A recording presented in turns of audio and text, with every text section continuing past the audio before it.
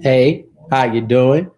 Christopher Gaines, and this is my February 2nd video reflection for Dr. Robert Brown for social justice. So this I'm just going to go through a few takeaways from each of the links that were posted on the syllabus. First, I'd like to go over the article. The article reviewed first generation and second generation children and adults, and how Caribbeans dealt with intersectionality, I guess you could say, of you know of coming to America in a sense.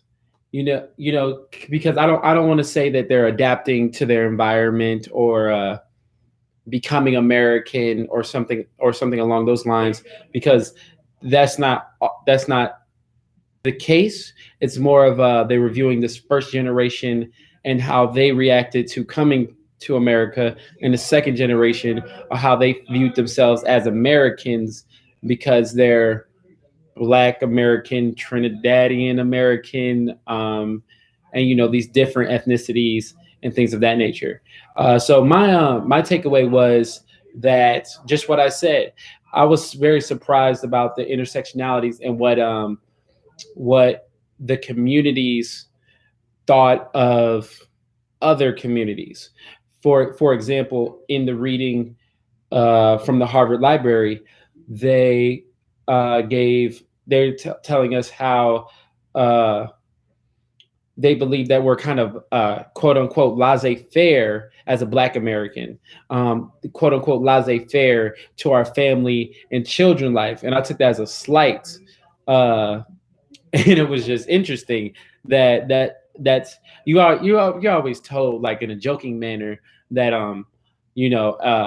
other people with melanin in their skin that identify as Trinidadian, as Jamaican, as African, think of what they think about Black people.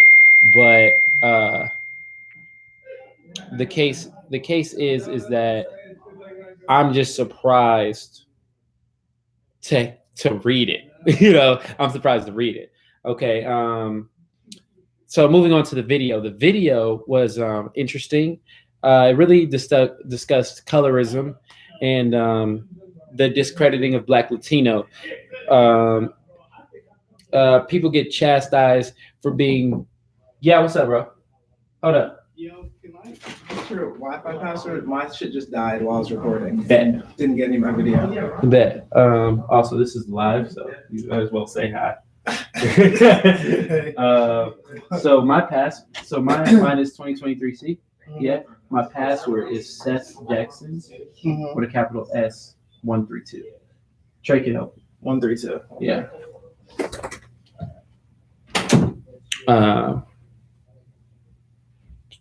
So continuing, people really get chastised for being too white or too Black in the Black Latino community, and then they're very. It was really just discussing how color, like the ramifications of colorism, and then they said it with the Black Latino community. Moving on to the New York Times. The New York Times was talking about the Black Latino again being their highest population being in New York City and or New York, and the struggles of identification throughout the community, how Latinos relate to Black struggles, however, within, like, even though they relate to even being Black Latino, when they relate to the Black struggle, they seem to be they seems to have ramifications for identifying as Black, as in, why are you identifying one more than the other?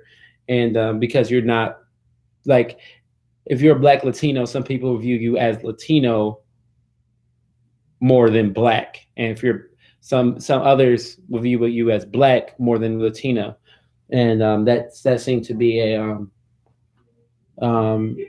a struggle in the article. And then so I pose this question in conclusion: does black identity take away from Latino identity if you're a black Latino, or vice versa? Is one not mutually exclusive? I would say no, because you know what I'm saying. But I'm curious to see what others think. And that's the end of my video. uh Thank you, Dr. Brown.